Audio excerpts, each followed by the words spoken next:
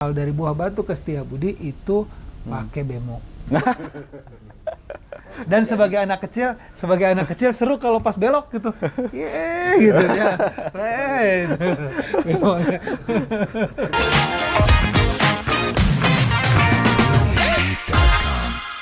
Baik, kembali lagi di podcast Orasi, obrolan santai demokrasi. Kali ini kita jurnalis televisi kehadiran salah satu calon wali kota Bandung yang mungkin tidak asing lagi. Beliau adalah Kang Arfi Rafli. Kang, sehat Kang? Hatur nuhun, ulumana, alhamdulillah. Mugia sara rehat, amin, sadayana. Amin. Mugia sara rehat anu nonton oge. Kang, udah belusukan kemana aja sih Kang? Alhamdulillah. Setiap harinya keliling. Keliling, muter.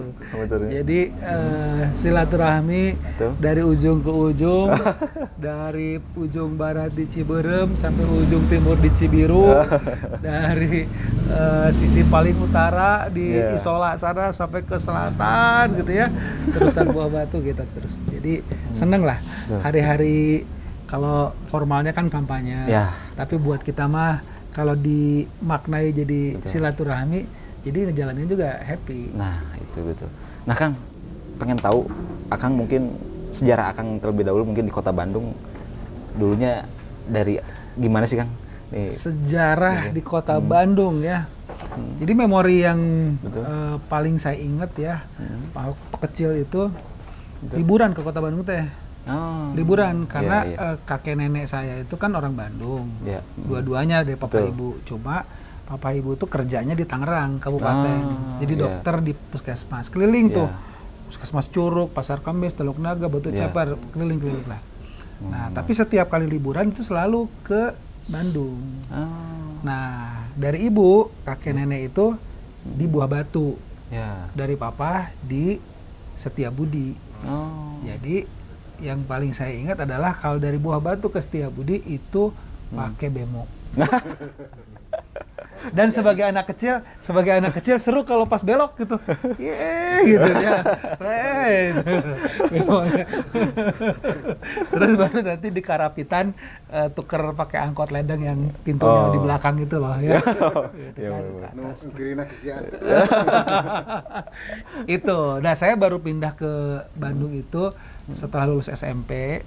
Jadi saya pindah karena masuk di SMA 3 Bandung. Tahun 93, jadi udah mungkin 30 tahun yang lalu lebih lah gitu ya. Betul. Karena dalam bayangan saya dulu punya cita-cita pengen bisa bikin bangunan tinggi. Nah, makanya pas cari tahu, kayaknya keren aja gitu, bangun kayak keren gitu. Karena dulu kan suka main Lego ya. Kalau bikin yang beneran tuh kayaknya keren banget gitu. Nah, ternyata ada kuliahnya di Teknik Sipil di ITB. Nah, supaya bisa lebih mudah masuk ke ITB, maka saya ke SMA 3 karena kan setiap tahunnya banyak tuh di SMA 3.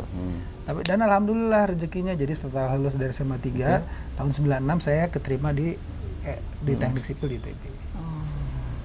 Nah, gitu. Kang, ngelihat Kota Bandung saat ini mungkin seperti apa sih? Akang mungkin dari dulu sampai sekarang ngelihat Kota Bandung yang belum berubah nih sampai yang sekarang sudah berubah. Yang belum berubah ya. Saya tuh susah mendeskripsikan, tapi saya selalu punya kebahagiaan ketika pas sampai ke Kota Bandung tuh bahagia. Jadi kalau dulu itu kalau dari ini kan rumah ibu kan bapak di Tangerang. Saya pakai bis. Arimbi. Iya, Arimbi. Tahu, ya betul. Pakai bis Arimbi. Iya. Enggak, soalnya pakai bis Arimbi yang kuning gitu ya gitu. Arimbi Bima Suci. Jadi pakai itu terus turun di Kebun Kelapa. Nah, kalau udah ke Kebun Kelapa tuh kayaknya dengan hawanya, apanya udah happy gitu ya. Terus naik angkot gitu dari Kebun Kelapa ke Ledeng, karena saya tinggalnya waktu itu di rumah nenek yang di Setiabudi. Saya jadi nggak kos tapi nginep di rumah nenek. Karena waktu itu juga banyak sepupu juga, jadi rumah nenek tapi serasa tempat kos. Nah, perasaan itu tuh nggak berubah ya. Jadi masuk Bandung tuh saya selalu merasa ada yang istimewa ya di spiritnya Bandung gitu. Nah, sayangnya ternyata ada beberapa hal juga yang udah nggak kerasa lagi ya. Dulu pagi-pagi itu saya ingat kalau pas ke sekolah di SMA 3 turun angkot di dekat Taman Lalu Lintas tuh, jalan ke Jalan Belitung gitu ya. Kan kalau pagi-pagi itu kita masih ada uap gitu ya, kalau pas embun-embun itu teh seru karena dulu buat saya yang dulu SMP-nya di Tangerang hanya melihat itu kalau nonton ini Liga Inggris. Kalau di Liga Inggris kan terus pas pindah ke Bandung, anjir keren gitu. Berasa dia ada di TV saya gitu. Nah, jadi itu aja sekarang kayaknya udah jarang ketemu ya. Mungkin Bandung makin panas gitu. Oh, pas Covid ada gitu lagi. Iya, pas Covid ya. Ada embun lagi. Ada embun lagi. Ada Tonggeret lagi. Zaman Covid baru. Salah. Maksudnya suasananya ya, suasananya. Jangan ekonominya jangan kayak Covid. Nah, Kang, ini kan selangkah lagi nih akan menjadi wali kota Bandung. Bismillah ya, Kang. Nah, ini kan cita-cita Akang apa sih, Kang, untuk kota Bandung? Nah, ini berat tapi mungkin ini jadi harapan bersama juga nih. Iya. Saya tuh sebetulnya nggak pernah mencita-citakan sejak lama pengen jadi wali kota ke Bandung teh henteu gitu ya. Tinggal di Bandung dan menikmati Bandung aja udah happy saya teh gitu. Nah, ketika 2013 saya diajak oleh Kang Emil, jadi saya cukup dekat dengan beliau sebelum beliau jadi wali kota begitu. Beliau sempat jadi ketua ikatan alumni SMA 3, saya jadi sekjennya. Nah, jadi dekat dengan beliau gitu. Termasuk ketika beliau kampanye mencalonkan diri, saya diminta di tim kampanyenya. Nah, pas beliau jadi wali kota, saya diberikan kesempatan belajar masuk ke tim penasehat wali kota. Dulu namanya Tim Pertimbangan Kebijakan Publik Wali Kota Bandung. Ketuanya almarhum Profesor Dede Mariana dari Unpad dia kan. Nah, di situ saya jadi sekretaris. Nah, saya belajar, oh ternyata banyak ya kalau kita punya gagasan, punya pengetahuan, punya ilmu, punya teman-teman yang kemudian bisa membawa sebuah gagasan perubahan ke kota, itu dampaknya tuh bisa bermanfaat untuk orang banyak. Kan semangat kita kan hidup kan bermanfaat ya. Buat buat hidup buat apa sih, masa buat diri sendiri aja gitu. Dan itu memang sesuatu yang saya suka ternyata berorganisasi. Jadi dari SMA 3 juga dulu ikut di ekskul basket jadi ketua, di sipil di ITB di himpunan mahasiswa sipil juga jadi ketua, ikut panitia ini panitia itu dan segala macam. Jadi ketika bisa memberikan manfaat untuk orang banyak teh senang. Nah, apalagi ketika melihat oh ternyata kalau jadi wali kota dan memberikan kebijakan yang baik itu dampaknya teh luas banget gitu. Disitulah saya merasa oh ya memang ada panggilan hati untuk kemudian berkontestasi di Pilwalkot ini. Nah, Kang,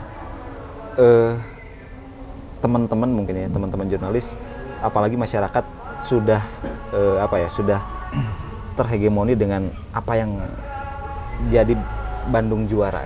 Kemarin terakhir Pak RK lah, pembangunan, terus lokasi-lokasi kawasan-kawasan yang tadinya kumuh dibangun jadi baik dan sebagainya. Nah, mungkin Akang sendiri mungkin yang mungkin notabene dekat dengan Kang RK sendiri, apakah mau akan lebih dari itu atau gimana, Kang?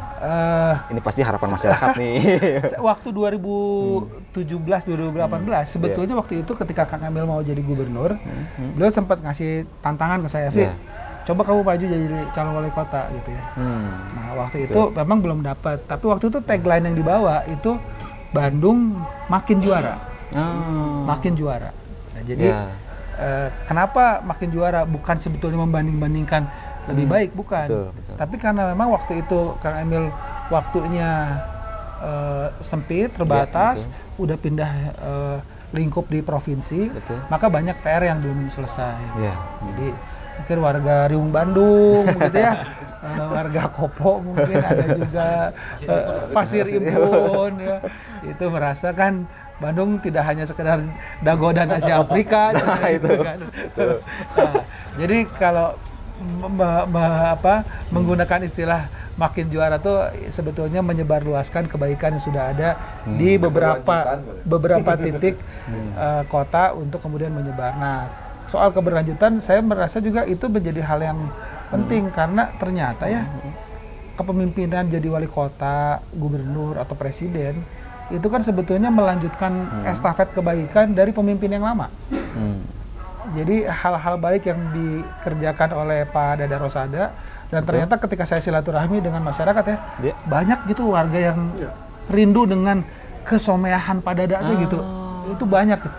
Berharap Kang kedasiga Pak Dada ketemu lagi dengan warga tempat lain gitu ya. Itu sangat mengingat banyak karya inovatifnya Kang Emil. Pak Kang, kepon jantan wali kota kedah siga Pak Emilnya, taman jantan. Program sebelumnya nggak ada ya. Nah justru menurut saya kita perlu ini Kang Ruli, perlu mendobrak bahwa jadi pemimpin baru itu harus segalanya baru. Kan itu mah jadinya ego kita, semuanya jadi punya saya. Kadang-kadang mungkin karena beda perahunya apa-apa, wah udah dekat aja misalkan proyek dibikin mangkrak nggak justru gini, kebaikan Pak Dada kita lanjutkan, kebaikan dari Kang Emil juga kita lanjutkan gitu, supaya masyarakat bisa dapat manfaat yang maksimal lebih. Betul. Kang, masalahnya lagi nih, ada citra Bandung tuh agak terpuruk sekarang tuh. Setelah ada kasus-kasus yang bikin tuh kurang miris lah. Miris. Nah, ini kan ketika Kang Emil naik, lalu ada kejadian yang luar biasa di sini. Setelah itu, bagaimana Kang strategi Kang untuk menaikkan lagi citra Bandung yang transparan, yang kolaboratif, anti korupsi ya. Anti korupsi paling penting. Ini saya menyiapkan mental bahwa ada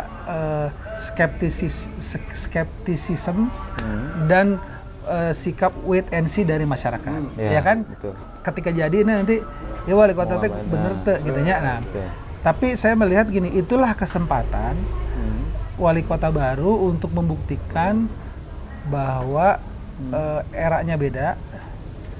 Sekarang pemimpinnya bersih, akhirnya siap gawe gitu. Nah, jadi memang akhirnya kepercayaan masyarakat itu harus diperjuangkan oleh pemimpin. Maka sebenarnya hari ini kita diskusi dengan teman-teman jurnalis ya. Menurut saya peran pentingnya media itu kan mengabarkan, mewartakan ke masyarakat apa sih yang ada dalam pikiran si pemimpin ini, apa sih yang dikerjakan oleh si pemimpin ini, yang harapannya begini, ketika masyarakat melihat oh nyanya niatnya mah sigana bener alus gitu nya, terus oh bener katingali aya gawena gitu, sehingga kemudian ketika ada ajakan kolaborasi warga teh mau. Kan kalau misalnya pemimpinnya nggak kerja diajak kolaborasi cek warga teh kamu gawena naon atuh cara gitu ya. Masuk masyarakat tuh kerja dah. Kan, kalau melihat pemerintahannya bekerja ya masyarakat akan lebih mudah untuk diajak berkolaborasi. Harapannya sih. Lama-lama gini ketika Kang Emil membuat satu hal yang terobosan baru, jebakan-jebakan. Pada ada sebelumnya juga ada. Tiba-tiba ada kasus korupsi misalkan di Bandung. Akhirnya jadi Bandung deh. Waduh. Autopilot akhirnya. Ramai itu. Tadi Akang udah sebut Kang. Jadi Akang udah sebut bahwa menurut saya salah satu kuncinya adalah menyelenggarakan pemerintahan yang transparan. Kan transparansi ini sebetulnya dua arah kan berlakunya. Buat pemerintah dapat manfaat kok. Manfaatnya itu bisa semua gagasannya bisa diketahui oleh warga. Dan di sisi lain warga juga karena punya akses pada informasi bisa mengawasi, bisa mengawasi pemerintahnya. Apakah anggaran segini itu jadi sesuatu yang pantas atau enggak, misalnya begitu ya.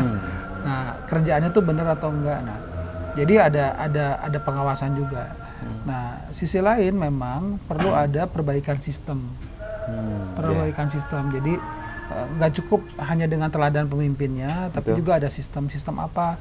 Sistem transparansi perencanaan, penganggaran, sistem yang transparan dalam penilaian kinerja. Untuk kemudian kita bisa menempatkan, melakukan rotasi, mutasi, bahkan promosi gitu. Kenapa sih seseorang itu promosi gitu? Nah, hal-hal begini sebetulnya setelah dulu dilakukan di zaman Kang Emil di Kota Bandung, kemudian kita coba sempurnakan ketika beliau jadi gubernur di Jawa Barat. Ada beberapa sistem yang kemudian lebih matang dilaksanakan di Jawa Barat, seperti sistem penilaian kinerja, sampai kemudian itu diadopsi oleh Kementerian Pan-RB dan kemudian sebarluaskan ke pemerintah daerah. Nah, jadi kalau nanti diamanahi di Kota Bandung ya kita bisa banget itu pakai itu gitu. Iya, Gitu. Jadi bukan hanya teladannya tapi perbaikan sistemnya juga. Nah, Kang, Bandung itu kan terkenalnya dengan fashion, dengan persibnya. Nah, kan sayang ya. Nah, kalau kemudian untuk para pemusik juga, kan pemusik ini kan pemusik band dulu kan di Kota Bandung banyak ya. Sekarang untuk bisa dapat jam terbang harus di kafe, kan terbatas begitu ya. Nah, saya punya cita-cita begini, taman dan ruang publik yang udah banyak dibangun zaman Kang Emil itu kita revitalisasi dan reaktivasi. Jadi sekarang misalnya taman musik juga ada, taman film juga ada, gitu bisa buat pertunjukan. Banyak amfiteater yang bisa kita pakai sebetulnya untuk jadi tempat komunitas kreatif berekspresi. Tapi sekarang teh kalau lotor, sekarang teh tertutup gitu ya, paroroek gitu.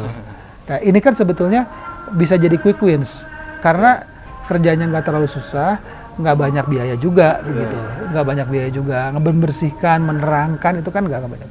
Nah, jadi reaktivasi itu kemudian bisa jadi cepat dikerjakan. Apalagi kalau kemudian kita bisa menyajikan calendar of events. Jadi saya teh kebayangnya begini, kan kalau si pegiat seninya nih, pegiat ekonomi kreatif gitu ya, kalau misalnya gampang pinjem balai kota tuh banyak yang bisa dipakai. Taman sejarah masih bisa sebetulnya buat kumpul. Taman Badak itu namanya, Taman Dewi Sartika gitu ya juga bisa. Di Pendopo juga bisa, di alun-alun juga bisa, di teras Cikapundung juga bisa. Kalau ada sebuah platform yang bisa diakses oleh komunitas kreatif, saya pengen booking tempat ini dong, tanggal sekian, jam sekian sampai jam sekian bisa atau enggak ya gitu. Nah, itu kan sebetulnya jadi ruang berekspresi. Nah, di sisi lain ketika ada kegiatan-kegiatan yang sudah matang dan siap dipublikasikan, maka kita sediakan juga untuk kita promosikan. Jadi aya naon di Bandung ayeuna. Jadi saya tuh ingat gini, ketika datang ke Melbourne ya. Ada website yang What's on Melbourne gitu. Apa yang sedang ada di Melbourne. Aya naon di Bandung ayeuna, murudul ya. Murudul dari mulai kegiatan seni, budaya, seminar, eksibisi, macam-macam gitu ya.